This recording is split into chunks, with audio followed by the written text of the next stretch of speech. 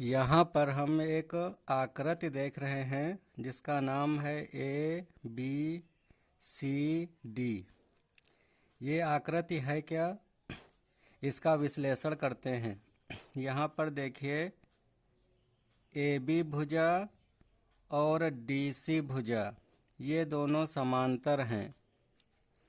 AB समांतर DC, ये AB भुजा और ये DC भुजा ये दोनों समांतर हैं।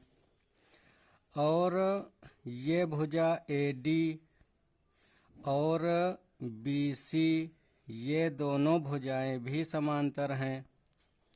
AD ये समांतर का निशान हो गया AD और ये भुजा BC।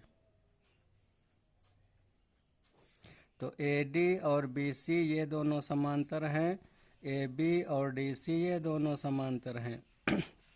तो ये भुजा इसके समांतर है और ये भुजा इसके समांतर है।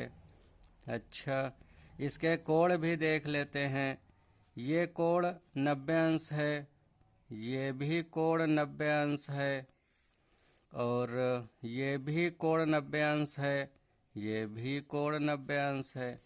तो इसमें सभी कोण भी 90 अंश हैं और आमने सामने की भुजाएं भी समांतर हैं। इसलिए हम कह सकते हैं जो ये आकृति बनी है इसको कहते हैं आयत। तो जो ये आकृति बनी हुई है ये आयत की आकृति है।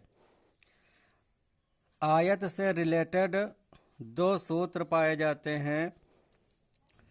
एक होता है इसके क्षेत्रफल का सूत्र, तो इसके क्षेत्रफल के बारे में मालूम होना चाहिए। और दूसरा इसका सूत्र होता है परिमाप, तो परिमाप के बारे में भी मालूम होना चाहिए। चलिए पहले क्षेत्रफल मालूम करते हैं। मान लीजिए इस भुजा की कुछ लंबाई चौड़ाई मान लेते हैं। मान लीजिए जो इसकी चौड़ाई है ये है 5 सेंटीमीटर और ये भी 5 सेंटीमीटर होगी।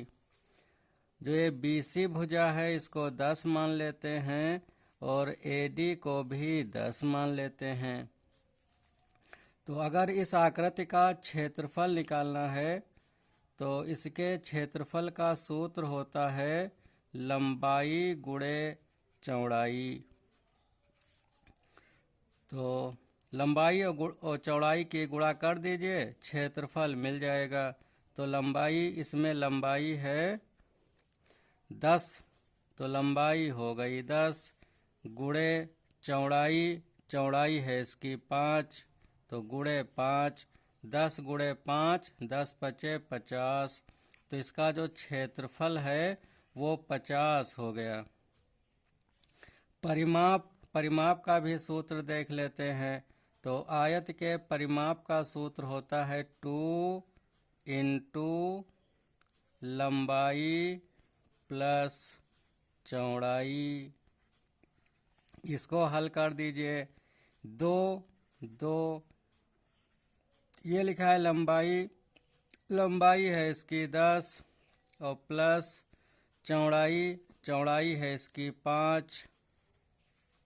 2 इस ब्रैकेट को हटा देते हैं, यहाँ पे निशान गुणे का होता है। गुणे 10 प्लस 5 हो गए 15। तो 2 गुणे 15, 15 दूना 30।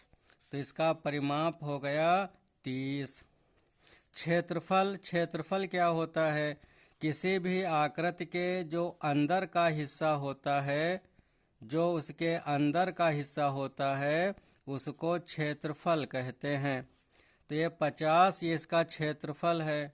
और परिमाप किसको कहते हैं? परिमाप जो किनारे की लंबाई होती है, किनारे का हिस्सा, इसको परिधि भी कहते हैं। तो जो किनारे का हिस्सा होता है यही परिमाप होता है।